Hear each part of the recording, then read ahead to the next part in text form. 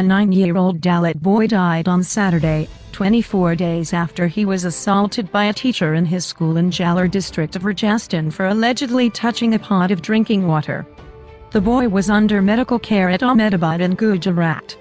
He was taken there after he did not respond to treatment in Jalore and Udaipur.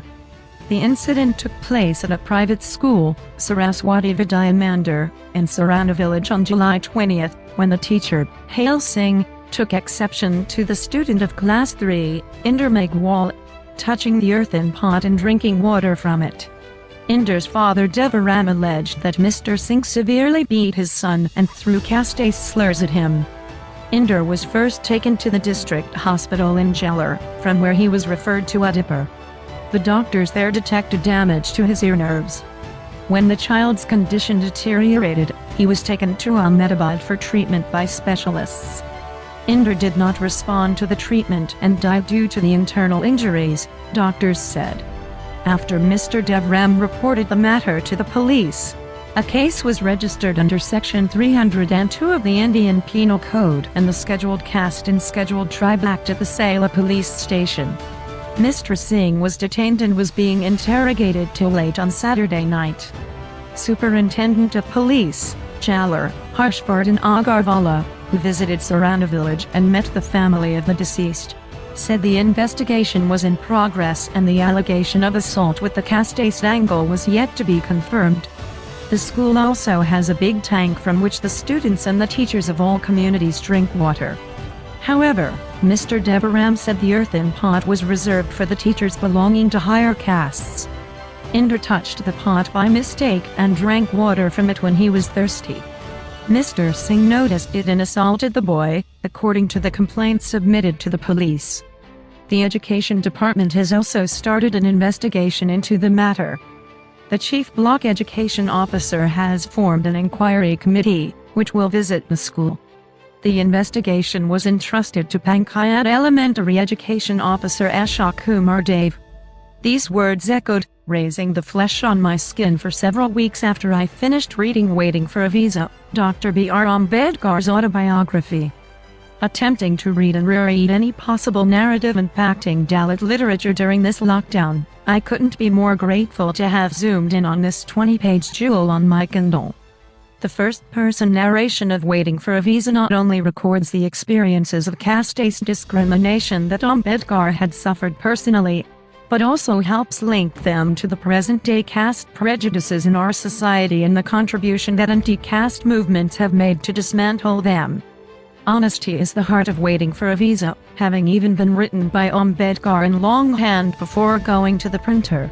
It talks about specific cases of discrimination, then give a general overview so that even when the stories are similar, their impact is unique. The way he narrates is almost having a one-on-one with the reader. A data-driven approach accompanied by the depth of human emotions helps Ambedkar make an effective impact on the readers who'd not only be moved but also be able to use these scenarios to understand the conflicted history of independent India. A lawyer's journey in his own words.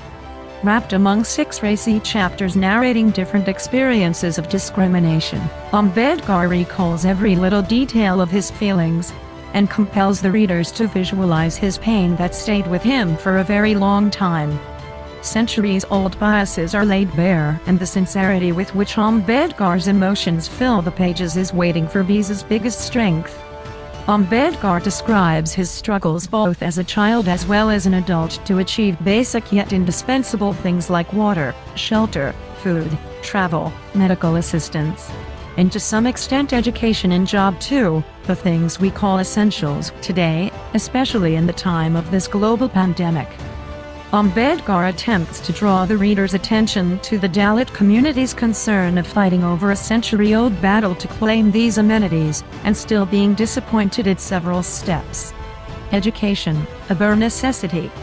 Waiting for Visa also talks about the idea of education in our country. While education has been an important tool for Ambedkar to challenge the caste Hindu society, the readers will find themselves internalizing the disappointments that Dalits experience even after pursuing quality degrees and getting good jobs. Moreover, In a few cases, Ambedkar shows that many well-educated upper-caste Hindu doctors would rather risk the lives of their untouchable patients than come in close contact with them. Linking his own experience of having to let go of a job opportunity in Baroda to his caste identity barring him from claiming shelter in the city, he moves on to describing a similar kind of pain of another individual from a marginalized community. A record and a memoir. Waiting for Visa is as much an autobiography as it is an intimate record of other members of the Dalit community, thus becoming more than a memoir of an individual. Besides highlighting discrimination, he also points out and shines light on acts of resistance.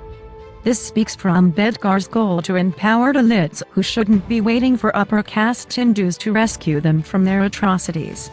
One of the most powerful examples is when Ambedkar led almost 10,000 Dalits during the Mahatsatyagraha and urged them to take up the fight for their right to drink clean water.